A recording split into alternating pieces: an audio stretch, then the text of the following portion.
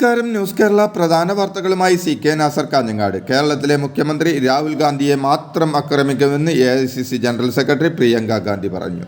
ഒട്ടേറെ അഴിമതി ആരോപണങ്ങൾ വന്നിട്ടും ഇതുവരെ മുഖ്യമന്ത്രിയെ ചോദ്യം ചെയ്തില്ല. BJPക്കൊപ്പം നിന്നാണ് പിണറായി തൻ്റെ സഹോദരനെ ആക്രമിക്കുന്നതെന്നും കോടികളുമായി പിടിയിലായ BJP നേതാവിനെതിരെയും നടപടിയില്ലെന്നും പത്തനംതിട്ടയിലെ തെരഞ്ഞെടുപ്പ് പരിപാടിക്കിടെ പ്രിയങ്ക ഗാന്ധി പറഞ്ഞു.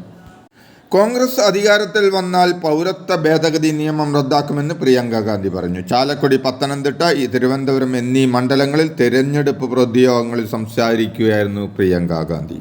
സംസ്ഥാനത്തെ ഇടതു തരംഗമാണെന്നും വടകര ലോക്സഭാ മണ്ഡലത്തിൽ LDF സ്ഥാനാർത്ഥി KK ശൈലജയുടെ സ്വീകാര്യത ചോദ്യം ചെയ്യപ്പെടാനാകാത്ത വിധത്തിൽ ഉയർന്നെന്നും മുഖ്യമന്ത്രി പിണറായി വിജയൻ. ശൈലജയുടെ സ്വീകാര്യത വർദ്ധിച്ചതോടെ എതിരാളികൾ തെറ്റായ മാർഗത്തിൽ നേരിടാൻ ശ്രമിച്ചുവെന്നും എന്നാൽ ഇതുവരെ കൂടുതൽ ഒറ്റപ്പെടുത്തുകയാണ് ഉണ്ടായതെന്നും മുഖ്യമന്ത്രി പറഞ്ഞു.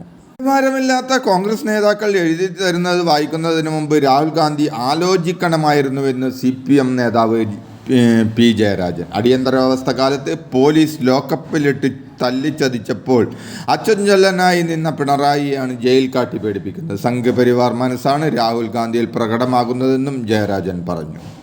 CPM ഇലക്ടർ ബോണ്ട് വാങ്ങി എന്ന് പറഞ്ഞ VD സതീശനെ അത് തെളിയിക്കാൻ വെല്ലുവിളിക്കുന്നുവെന്നും സതീശൻ പെരും നുണയനാണെന്നും മന്ത്രി V. ശിവൻകുട്ടി. BJPക്കൊപ്പം ഇലക്ടർ ബോണ്ട് വാങ്ങിയ രാഷ്ട്രീയ പാർട്ടിയാണ് കോൺഗ്രസ്. ആ കോൺഗ്രസിൻ്റെ നേതാവാണ് സുപ്രീം കോടതിയിൽ ഇലക്ടർ ബോണ്ടിനെതിരായി പോരാട്ടം നടത്തുകയും വിജയിക്കുകയും ചെയ്ത CPM ഇലക്ടർ ബോണ്ട് വാങ്ങിയെന്ന് നുണ പറയുന്നതെന്നും ശിവൻകുട്ടി പറഞ്ഞു. മാതൃകാ പെരുമാറ്റച്ചട്ടം ലംഘിച്ചുവെന്ന പരാതിയിന്മേൽ വടകര UDF സ്ഥാനാർത്ഥി ഷാഫി പറമ്പലിന് ജില്ലാ കളക്ടർ സ്നേഹിൽ കുമാർ സിംഗ് നോട്ടീസ് നൽകി. വടകര വഖഫ് ഭൂമിയിൽ ഈദ് വിത്ത് ഷാഫി എന്ന പേരിൽ നടന്ന പരിപാടിയിൽ പങ്കെടുത്തതിനെ സംബന്ധിച്ച് ലഭിച്ച പരാതിയെ തുടർന്നാണ് നടപടി. ഷാഫി പറമ്പിൽ പ്രഥമദൃഷ്ട്യാ മാതൃകാ പെരുമാറ്റച്ചട്ടം ലംഘിച്ചതായി കണ്ടെത്തിയിട്ടുണ്ടെന്നും 3 ദിവസത്തിനകം മറുപടി നൽകണമെന്നും നോട്ടീസിൽ പറയുന്നു. വോട്ടർ പട്ടികയിലെ ഇരട്ടിപ്പ് പോലുള്ള ആരോപണങ്ങളിൽ ആശങ്ക വേണ്ടെന്ന് മുഖ്യ തെരഞ്ഞെടുപ്പ് ഓഫീസർ സഞ്ജയ് കൗൾ.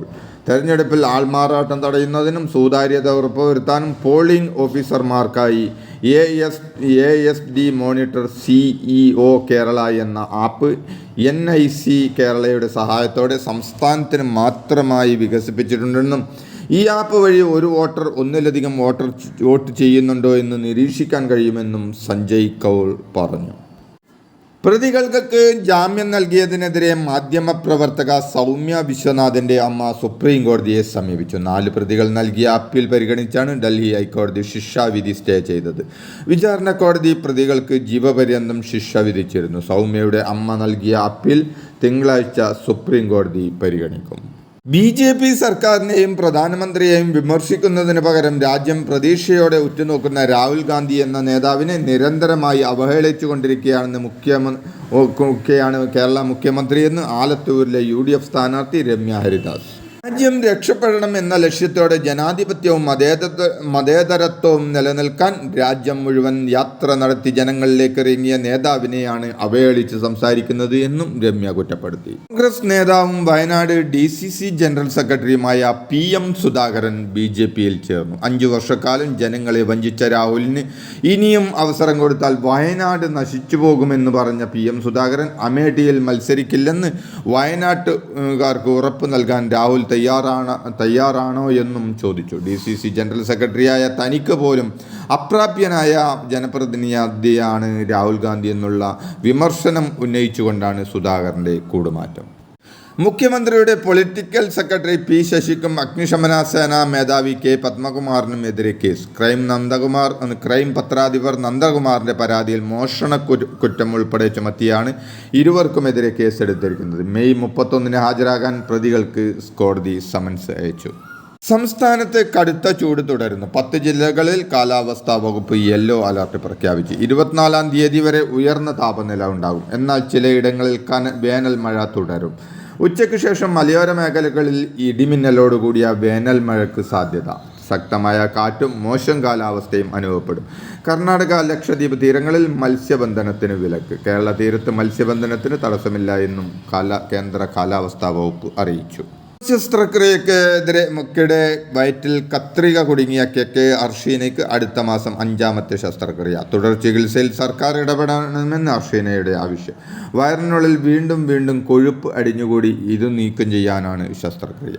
ഇതിന്റെ ജപ്തി നടപടിക്കിടെ നെടുങ്കണ്ടത്ത് ആത്മഹത്യക്ക് ശ്രമിച്ച വീട്ടമ്മ മരിച്ചു. ആശാരിക്കണ്ടം സ്വദേശി ഷീബ ദിലീപ് ആണ് മരിച്ചത്. ജപ്തി നടപടിക്കിടെ ഇവർ ദേഹത്തെ പെട്രോൾ ഒഴിച്ച് തീ കൊളുത്തുകയായിരുന്നു. ഇവരെ രക്ഷപ്പെടുത്താൻ ശ്രമിച്ച 2 സിവിൽ ഓഫീസർമാർക്കും പൊള്ളലേറ്റു. വോട്ടിംഗ് ശതമാനം കുറഞ്ഞത് രാഷ്ട്രീയ പാർട്ടികളിൽ ചർച്ചയാകുന്നു. ഉത്തരേന്ത്യയിലടക്കം തിരഞ്ഞെടുപ്പ് തരംഗമാകാത്തതിന്റെ ആശങ്കയിലാണ് BJP നേതൃത്വം. അമിത്ഷായുടെ നേതൃത്വത്തിൽ BJP നേതാക്കൾ യോഗം ചേർന്നു. തെരഞ്ഞെടുപ്പ് വിവരങ്ങൾ ചർച്ച ചെയ്യാനായിരുന്നു യോഗം ചേർന്നത്. ബംഗാളിൽ CPM തെരഞ്ഞെടുപ്പ് പ്രചരണത്തിന് AI യുവതി. വാർത്താ അവതാരകയായ സമത എന്ന് പേരിട്ട AI സുന്ദരിയെയാണ് അവർ അവതരിപ്പിച്ചത്. ഫേസ്ബുക്കിലും യൂട്യൂബിലും BJPയുടെയും TMCയുടെയും ദുഷ്പ്രവൃത്തികൾ കാട്ടുകയാണ് സമതയുടെ ലക്ഷ്യമെന്ന് CPM പറഞ്ഞു.